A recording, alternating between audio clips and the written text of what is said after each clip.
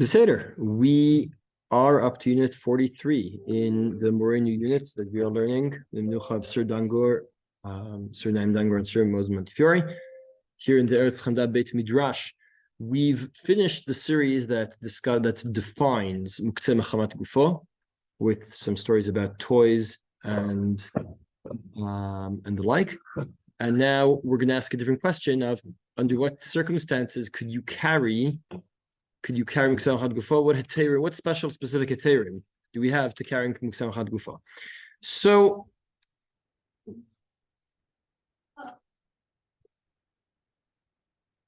the Gemara says, the Gemara in Beit Tzadaf Lamed Vav says, Amal Shmuel Graf Shel Re'i V'Avit Shel Meimei Reglaim. These are both dishes, but you'll probably give me a better term in a moment, that were used for chamber pots. Thank you. Chamber pot is probably what it basically is. Chamber pots. Them. Yeah, that's right. You still have them, right? You still have them, Boomer. Sorry. Oh. So mutalo tzian la'ashpa, you're allowed to empty them out into the local right, exactly. Ukshu machaziro noten bo mayim machaziro. You're allowed to return this dish only with water. So the chamber pot, you're allowed to. The door. Is there a code for the door? Oh, wait, they closed it again. Wait, was it closed when you came just now? What's the code for the door? The problem is that it gives a lot of trouble. So you can empty the chamber pot, and when you return it back into the house, you need to add water. May add water? You must add water, right? You see in Rashi, the first Rashi,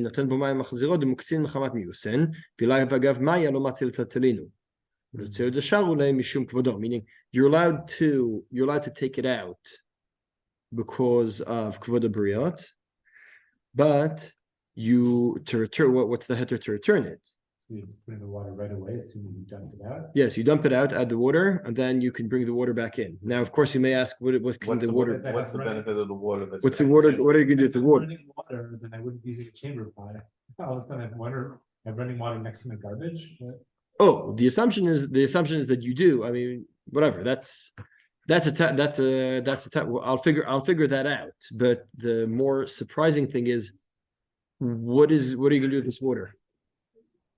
No one's drinking this water, right? Nobody's doing anything with that water. Well, I mean, we have water. Wash your hands. You're not gonna. You can say you bring it in for the dogs to drink, just like they drink from our toilets. No, I don't know, but in the Chinami, this is I agree. It's a bit strange, but we see that the Gemara deems the chamber pot muktzah, mechamat mius, but you're allowed to empty it out. Mishum kvod habriot, Rashi says. Savur mina graf shel re'i agav mana'in bifnat smolo, meaning because it's a chamber pot, then you're allowed to empty it out. But if you just have feces around, are you allowed to take it out? The answer is yes. Tashma deu achbarta di ishtakach bei asparmaki de Rav Ashi, among his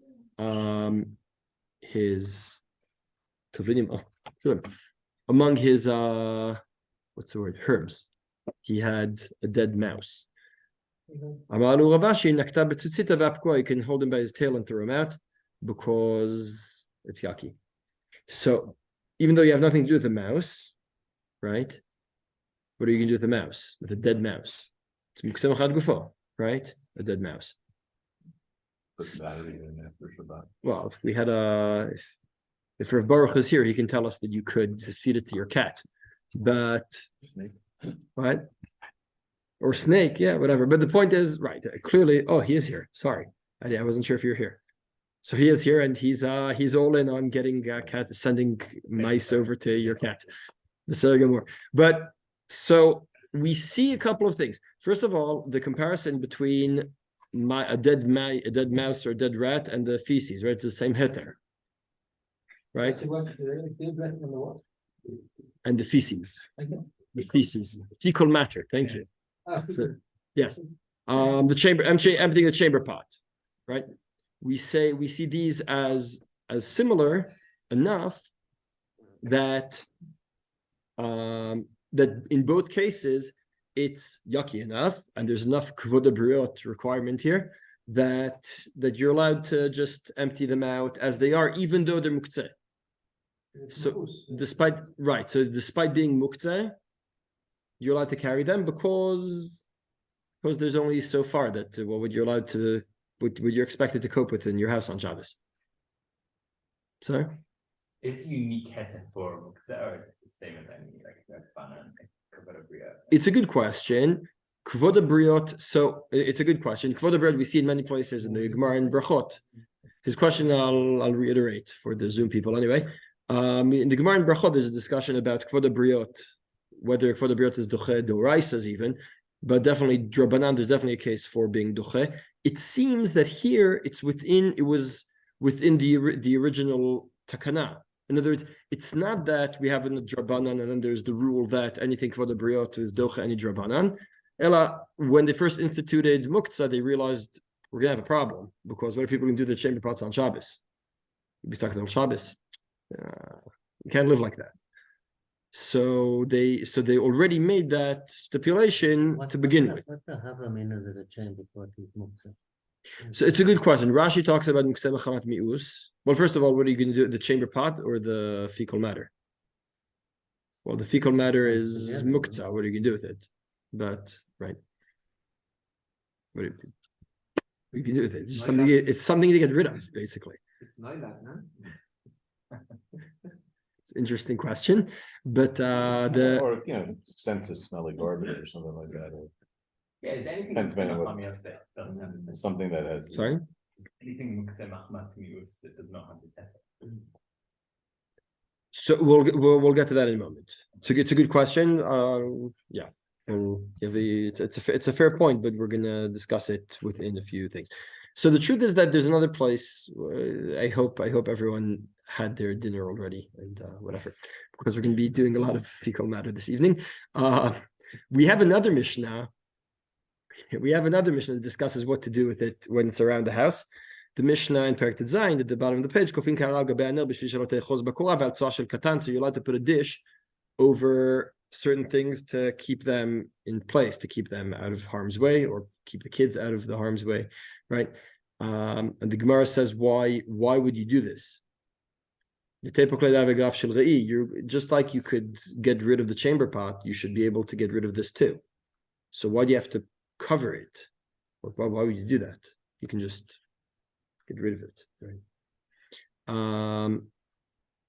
Now, the Gemara seems to imply if the Mishnah added this other example of Tzashel Katan, the Mishnah is actively refuting Shmuel, right? Shmuel says you're allowed to carry the chamber pot, even though it's Muktze.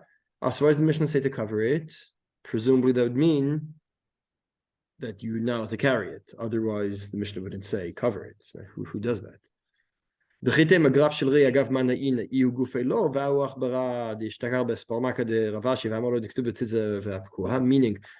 the Gemara says you might argue there's a difference between the chamber pot and the fecal matter on its own, but we prove that that's not true from the story of the mouse. The Gemara says b'ashpa. It's out there. It's out there in the where you get rid of your trash. The katan b'ashpa mebayle. So why would you have to cover it if it's there anyway? B'chatzel, right? So it's not in the house; it's in the garden. So if it was in the house, you can get rid of it. What's in the garden, not. It says wait. The kids play in the garden. That's not a good place to have it. Meaning, it's what's interesting. A couple of interesting points from this Gemara. Number one is the Gemara is trying to figure out how far removed is it from where humans are, right? Where the family is, where the kids are. So we're trying to figure out. And I think this touches on to Rafi's question, which we're gonna be discussing at length the whole rest of the sugya. Are chamber pots Muktze? The answer is yes. But when they're in the house in full, then you're allowed to get rid of them. Once they're not in the house, they return to the Muktze status. Because so it's a kli, but Muktze Machat Mius says there are things that it is a kli. So why should be Muktze? Because it's yeah, basically. What's moose? It's it's No, the pot itself. yeah. The pot itself, Before it's food. it's It's still useful for Shabbat because you use it as a chainsaw. When it's Yes, empty, yes, yes, it's, you can pick it up to use it. yeah. right. So Okay, again, that shouldn't be- again, you're going back. This isn't right. No, so this isn't right. This isn't a look. This isn't the Muktze before, right? Yes, I'm Muktze before. It's a kli. So it's not Muktze before, but it's Muktze mius. It comes once it's full. So the assumption in the first part of the Gemara was that it I becomes think it's a Muktze mius. play, so I think they're always, It's not that you're saying. yeah. You're saying it's not a.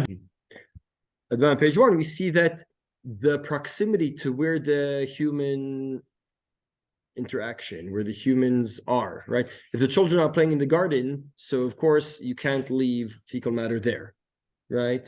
All those things, all the Gemara is trying to figure out what proximity, if it's in the sewer, it's Muktze, because it's not here, right? If it's in the house, so of course it's not. What did the garden? The garden too, because the kids play there. All right.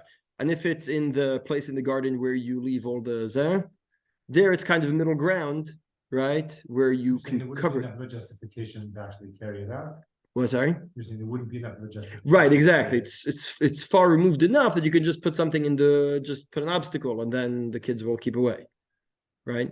So we see the Gemara is trying to define the exact proximity, which goes back to Rafi's question, which I think to a certain extent, these things are Muktze. It's not they're not Muktze. They are Muktze in the Chefza, but the Gaver has a Heter. Right? The context allows you to carry it, even though it's Muktze. It doesn't lose its status as Muktze. So that's the important point. This is going to go both ways now. On the one hand, it means that if you have fecal matter in the place where no one should be anyway, so you can't move it.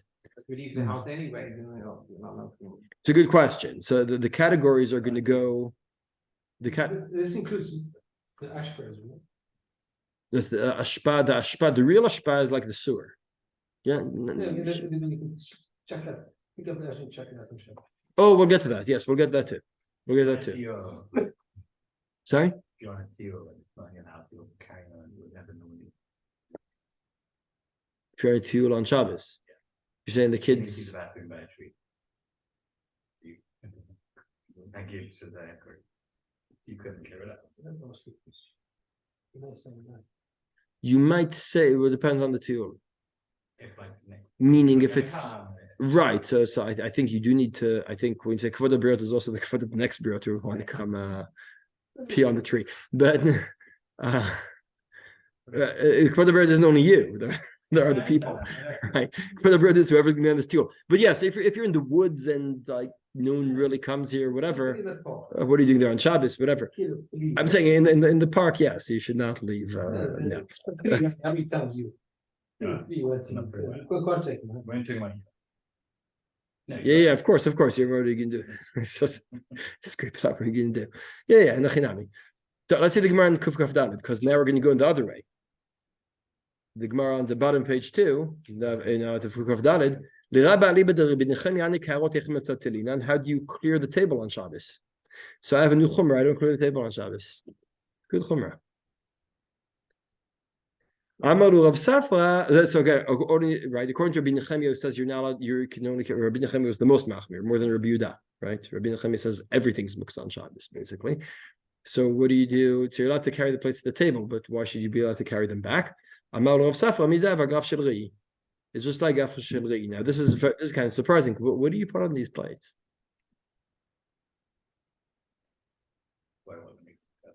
Yeah. Your lunch. Yeah. You're comparing the lunch to the dead rat. Once you're done eating. So I think that because the table. It's gross. I mean. So I think you wouldn't. I think that because it's on the table and the table is in the center of what we do on Shabbos, then the parameters of mi'us go way down, right? No, but I would say it's the opposite, because table And you're once supposed to you do is your picture it, mizbeach. יכול להיות, זהו, right? I think you could argue it's the opposite, since the table is considered your mizbeach, and therefore the parameters of what is Mius. mius is goes up. In other words, something that's even really not so bad, but it's on our mizbeach. Yeah, that's what I mean. Therefore- The standards should be, that's what I mean. The standards, I meant lower in the sense that Okay, we're saying the same. higher. We're saying the same. Lower than But higher. the standard of how to define, right? We have we'll have very Becomes easier. Becomes more yes, lenient. yes. We'll become far more lenient because the standard of what is ma'us in the context of what you have on your table, right? You want to have dessert now. You can't have it with all this. That's like having the rats in amongst the herbs, right? The spices or whatever it was, the sparmaki, whatever that is. So the standard goes down or up, right, depending on how you're looking at it. So again, I see this. Okay, the computer's in trouble again. So I didn't even see that Reb Baruch raised his hand. Yes, go ahead, Reb Baruch. Don't forget that tables were not finished tables like we're used to. And tablecloths were not common. And tables had grooves and nicks Worse. that would make things much worse. So there was a desire to get things off the table because it really was mius. Right, very good. So, but again, I think this will also affect our life too, because our standards of living are much higher. We're grossed out by far lower, right? High, whatever, kilo, right?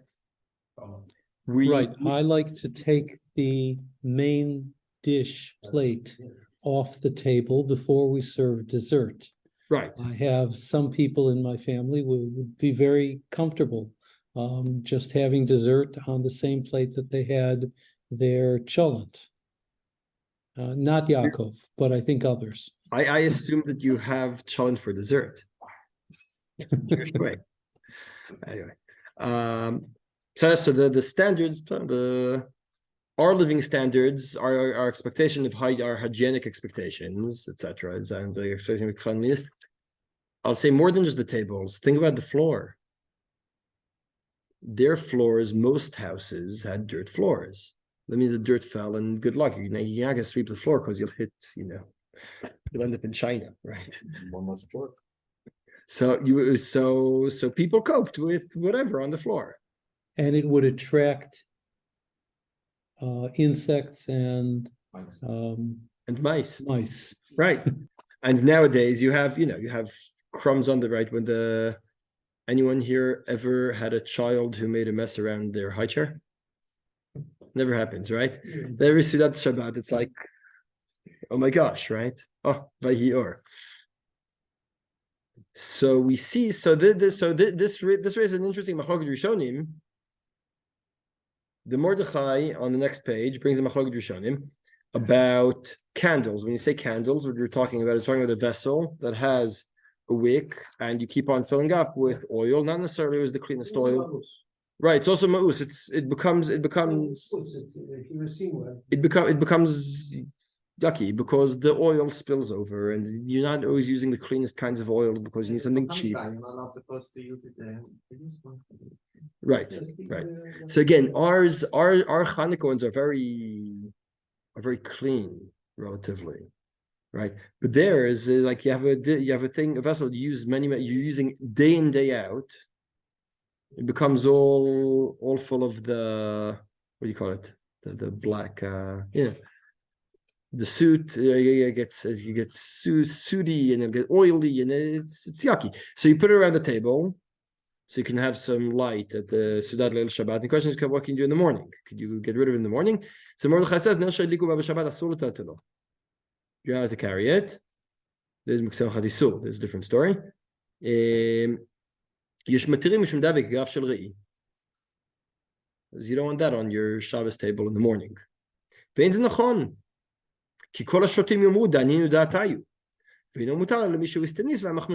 Meaning, who is allowed to carry such a candle? Only someone who we know is an istanis, is a feinschmecker. But I think his point is the following. He isn't saying we have other halachot where we say, all right, a person who's an istanis, there's right the most classic example, most famous example is Rabban Gamliel, who showered the night his wife died. Right? He said, how are you showering? He says, I'm an istanis. What can I do? Right? They say there are two. Anyone can say I'm an istanis. I think there the definition is quite clear. Right? You're allowed to shower. You're not in a velut. You're allowed to shower for minimal hygiene. You're not allowed to shower for pleasure. So he says, look, by my hygienic standards, I shower once a week. Right. In our days, our hygienic standards, you shower, how often do you shower? Every couple of months, right? Yeah, exactly. Every month, whether I need it or not. Right, exactly. So, right, up to 30 days. Right? Someone's learning this here, right? So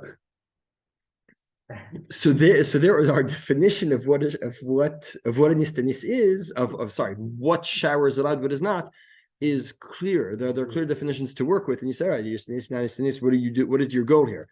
But here, just whatever I deem yucky, just get rid of, right?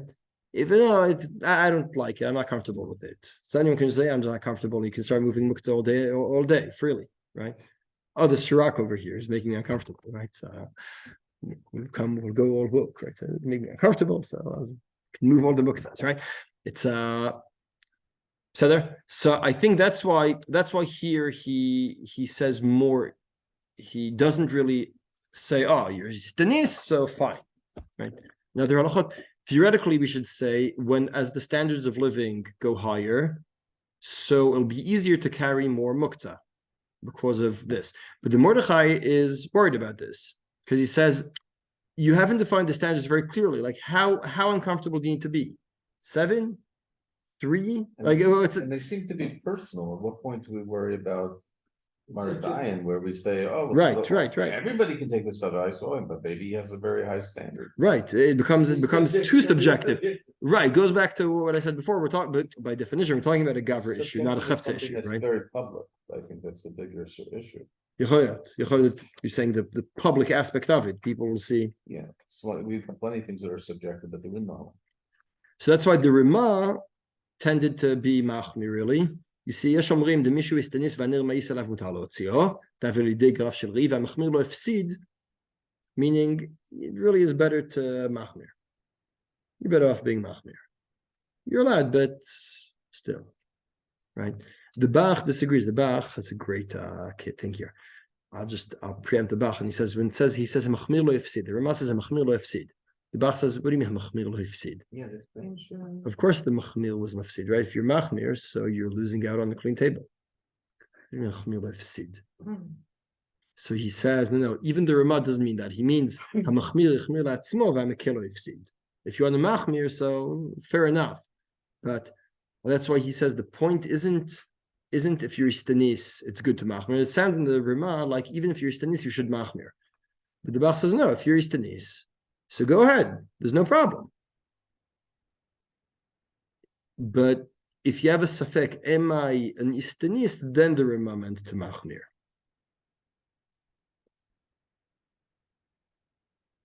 So let's see the Bach. לדעתי, דעיקר כאש מתירין. מה דעתי פרק כל הכלים, דעק שהאמורה אלה בדי רבא, דסביר לו לרבי נחמי, אפילו מלאכתו להיתר אסור לתל מחמה לצל, הנקרא עוד לאחר אכילה איך מתקטין לו. Says Rav Safra, so I'm skipping to the next line. Havadai, you see where the 3 dots are, so right before that. Havadai dinir yashan, kivan demaisu, we're on page 3, on the Bach. So in the 4th line over there, Havadai dinir yashan, kivan demaisu, dami legraf shel rei, ומותר לסלקו מלפנינו, הרבה יותר מקערות לאחר אכילה. So if you can clear your plates, you could definitely clear the candle. The Harav Harema, right? Ba'aga Shulchan Aruch, the Rema. Hevi Divrei Mordechai. I'm skipping to that kind of shano. Why do we say that? I mean, why do we say the what? candle was books when Shabbos came in. Right. But again, he's saying if Rabbi Yehuda is the one who says that the plates, Rabbi Nechemia is the one who says the plates should become Muktze. We don't hold the plates are Muktze. We say you can carry. sorry, you're allowed to clear your table regardless. But he says, according to Rabbi Yehuda, according to Rabbi Nechemia, the heter to clear the plate is based on the graf shaliri clause, right? Now, says the Bach, but truly, what's worse, the candle or the plates? We don't care about the history. We care about right now. What upsets people more? He says the candles are more upsetting to have them right in front of you than the plates. Now, you could argue with that, but he says, so you see the end of the next line, where it says, Ad kan shano, ein kaf lamed, mashma de afa istanis yesh lo lachmir, yesh lo lachmir, v'shar le'marei. This isn't right. De ein ze lashon lomar hamachmir lo hefsid. Havadai kol hamachmir mafsid. That's what being machmir means. It's being a loser. Yeah, right. If you're machmir, you're losing out. Ela hamudpis shmit shtei tevot. V'tzich lomar v'hamachmir yachmir v'hamekel lo hefsid. Right? Why the mekel not mafsid? Because he gained a clean table. Right? בוודאי דעת מרדכי, דלכולה על מה שאינן יסתניס, פשיט דעשור, יסתניס מותר. קודם כל, אף יסתניס רשאי להחמיר ונחשב הדיוטות. And why? I think the point is this. The Bach is saying like this. If you're in yistinus and it's bothering you, so of course it says you're allowed. As we said, you don't have to define per item because the halacha isn't a per item halacha. The halacha is a gavra halacha. It's what upsets me. If I find it upsetting, I'm allowed to carry it. But you don't have to. And why are you encouraged to not do what the halacha allows you to do? I think the answer is because we're worried, you see from the Lashon the Mordechai, we're worried about the standards. Because this whole halacha is so standardless, right? That we have trouble, we don't have a good definition of what is yucky, right? It's ill-defined, and therefore it's hard for us to know what upset people at different times, right? Often in halachot, we take the Gemara and say, the Gemara's time, this was dangerous. This was dangerous. And then they were allowed, Chilul Shabbat. So too, we're going to, or eating on Yom Kippur or any other halacha like that, right?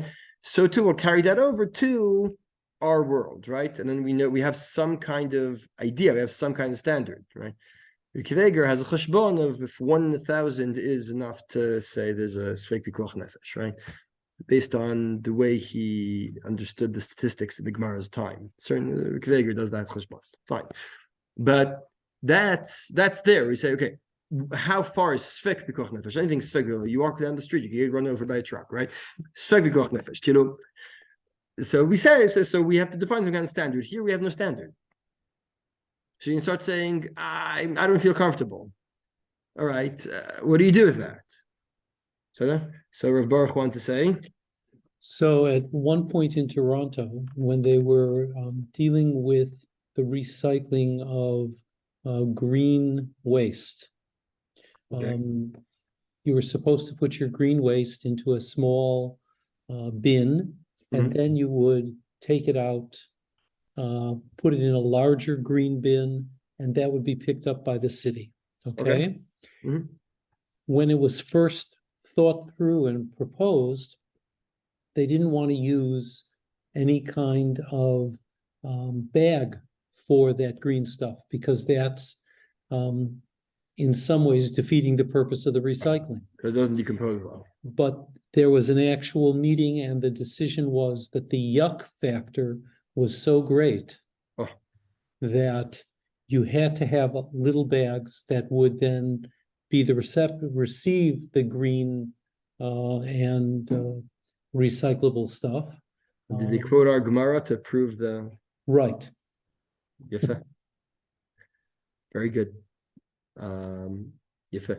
And if that happens in Israel, which I hope will, the same issue will come up and you'll be able to quote the Gemara. Excellent. They actually use that. They actually do use that sometimes in legislation. They want to add another helpful. We even have a Rambam who says something like that, right? Yefe. So you see the last line, the Bach completely rejects this line of thinking, because we have Kvod Abriot, we have Kvod Shabbat on the one side, and we have this idea of maintaining Muktze and Hilchot Muktze on the other side. So it's going to win out, right? You see the problem, right? Problem is if you don't have good standards, if you don't have good definitions of what the standards are, so you could end up erasing most of Muktze. It's a free for all. Right. On the other hand, so I'm going to suffer on Shabbos for the Briot and for Shabbat because you're worried about the next person being makel in the wrong way. So I think that the Rama prefers to say, yeah, better to machmir. But you said the last time in the Bach,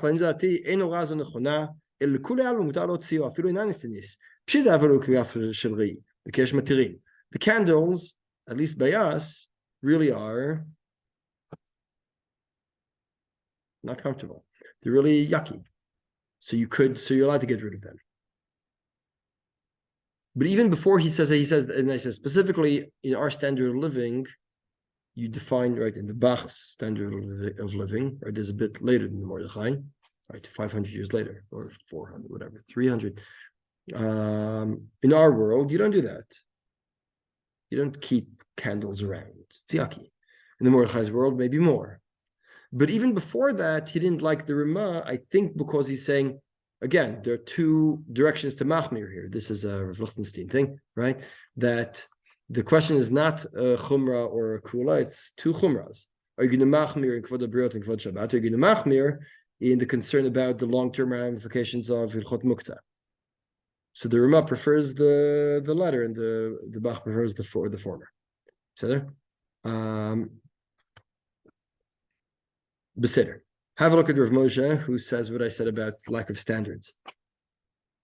Shiur mus lachshiv graf shel re'i. B'inyan agdarat graf shel re'i lo shayach letat shiur. Etur lefi adam. V'chen talui melichluch mefuzar. I want to say ma'adam mefuzar also, but yeah. Daz havalei ma'us yoter mutal tatelo. מה שכן במקום אחר, במקום אחד, זה לא עבר רק מאוס. אז אין בו יותר להרבה אנשי. אם הוא סנס, מותר, right? Because if I have my pile of dirt in the corner, and it's all already swept up in the corner, so maybe, depending on the home, right? Maybe in a messy house, that's okay. Maybe in a less messy house, maybe so it depends on, specifically on the family, depends on the people, depends on the context. Basically, this whole halacha depends on the context, and it's a bit of a problem because I don't even have what? Very much so, yes. But this really is irrefutable. As everyone agrees that the standard, that the living standard will affect the halachic standard here. The problem is how do you gauge what is yucky enough to be allowed to carry? We don't have a good way to estimate that because all we know, the Gemara has two examples, right? Feces and rats. Zeu. So you see the problem. It's like, clearly it's not only that, because we're talking about like feces in the house, right? Okay, what else? Like, clearly there'll be other things. The question is, what else? So here I can't say, well, this is as disgusting as what exactly? See what I'm saying? It's very hard to gauge how disturbing it needs to be. But let's see, I just want to show you what Shlomo Zalman says. Shlomo Zalman says, are nails Muktze or nails Klishalach Isur? What do you think? Nails. Not nails, not these nails. Nails to, well, right? Screws and nails, not what? Nails and screws. So I think Shlomo Zalman says that nails and screws, they're not really finished, right? They're there to create something else, right? So the nails are Muktze. But if you have nails on your table on Shabbos, it's good. It's not that it's gross. It's not gross the way that it's uncomfortable. As I kept on saying, that's why I said uncomfortable throughout the whole year over and over Well, again. a different way. Uncomfortable if you have guests and they come and see the nails on your table. Right. No, so that's why. What? Sorry. What? The No, it's because it's your house. Yeah, like it's not. Right. It's not like disgusting. It's like it's. yeah, it's uncomfortable. It's discomfort, right? You don't need to suffer discomfort. Now, discomfort can be with feces in your house, and discomfort could be with nails on your table. Think about it. And- It says the opposite. No, it says when it's isn't something like that. Just for example, you have you forgot the hammer or something on the place, so that make on the table. So that shows that you keep Muktze, and that's even like the Heter. Ah, interesting. I know he says that about, he was asked about people who feel uncomfortable not passing things to each other during Nida, right? No, there's Rav Moshe. I don't remember the Rav Moshe that Phil was citing. But they should feel uncomfortable passing. They don't feel, No, they don't he feel, says that they should feel, not no, uncomfortable, people no, don't so say he it. was asked, people feel uncomfortable not passing things to each other in publicly not passing things to each other. And Rav Moshe says, I don't understand the question. But people will know that they're keeping Chod Nida. Well, why is that uncomfortable? You're keeping halacha. You're very firm. Good for you. Right. So they said, I have to ask someone else. All right. He wouldn't change his shirt. After you got dirty, on right? Shabbat. To show People should know that we don't. we don't wash shirts on Shabbos. Yes. That's why the thing. Like, Yeah, you don't wipe the stain off. Yeah. Yes. He said, dirty. you're very firm. Good for you. Depends where the shop. Friday, right? Often do. When you allowed to say. The study is about the Yeah, by minute, anything. I mean, that's fine. They people they come in their shorts and Yeah. polo shirts. So yeah. No, I know. It's rough. I agree. So I'll tell you something about that in a minute. But so I just want to read so I applied this to if children bring sticks and stones into the house and leave them on the Shabbos table, and guests are coming. So too, right? So if kids were playing with Muktze and they brought them into the house, you should be allowed, right? And more than that, you're allowed to sweep up dirt too if you're uncomfortable with the dirt, right? Even though dirt is Muktze, right? So when you read the It's basically a terror that does tell Muktze in general. It's like you have guests coming over and you're embarrassed about the things that you didn't put away before Shabbat. Right. That's it. So if you didn't put things away before Shabbat, we're going to see that's a discussion that comes up later on, right? Well, how else did you put the Shiur at the table? Because you didn't put them away before Shabbat. Or because the kids played with them when you went to shul. Your kids played with You don't know what my kids play with them. כשמונחים את השיר מסבירים על השולחן, לכן זה ממש מכוער, גם בימות החול, ומותר להסירו מהשולחן פן יבואו אורחים. וכן קליפות וכדומה מועטים ואינם מסריחים, אם בעל הבית או ביתו מתביישים פן יבואו אורחים ויראו את הבית באופן זה, הרי שאם זה ממש אי נעימות, מסתבר דשארי, כי גם גרף של ראי גורם רק אי נעימות. What's the problem? You feel discomfort, so you feel some discomfort. No, we don't accept that, right? So kavod habriot, you're not supposed to feel uncomfortable because of Muktze. Now again, how far do we go about discomfort? If I feel like the heat in my shul is too high, so I want to open the door that's next to my space. I chose a space that's right next to the door so that I could do this. I actually do it. Right? Can I take I feel like I'm going to sweat and feel yucky if I don't do it. So I'm allowed to take a stone and keep the door and block the door, right? With the stone on Shabbos. Top. Beseder. Tough. Let's